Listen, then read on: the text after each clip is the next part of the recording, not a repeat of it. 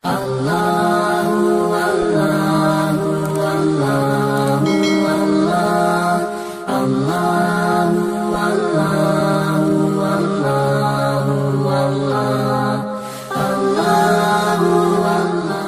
نے مولانا قاسم نانوتوی صاحب رحمۃ اللہ علیہ سے پوچھا کہ حضرت ہم نمازیں تو پڑھتے ہیں، نیکیاں کرتے ہیں، لیکن کیسے پتہ چلے گا کہ ہماری نیکیاں قبول ہو چکی ہیں؟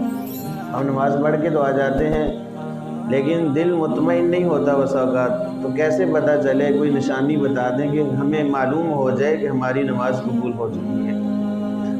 تو بڑا خوبصورت جواب دیے، فرمانے لگے کہ جب ایک نماز کے بعد دوسری نماز پڑھنے کو دل چاہے یا دوسری نماز کی توفیق مل جائے، اللہ تعالیٰ گھر میں بلا لیں، تو سمجھو پہلی نماز قبول ہو چکی ہے۔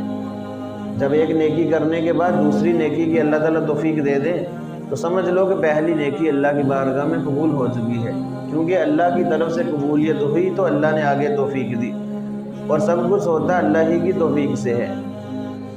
یہ بندہ مت سوچے کہ میں یہ کر دوں گا وہ کر دوں گا۔ انسان ایک پانی کا بلبلہ ہے، مٹی کا پتلا ہے، کیا کر سکتا ہے؟ کچھ بھی نہیں کر سکتا اللہ کی مدد و توفیق کے ساتھ۔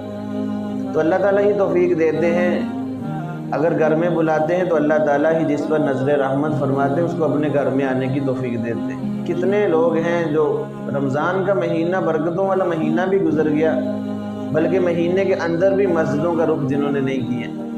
ایسے بھی محروم شخص ہیں، لوگ ہیں کہ زندگیاں گزر چکی ہیں، کبھی نماز نہیں پڑھی، کبھی سجدہ نہیں کیا، کبھی اللہ کو یاد نہیں کیا، ایسے بھی دنیا میں بستے ہیں۔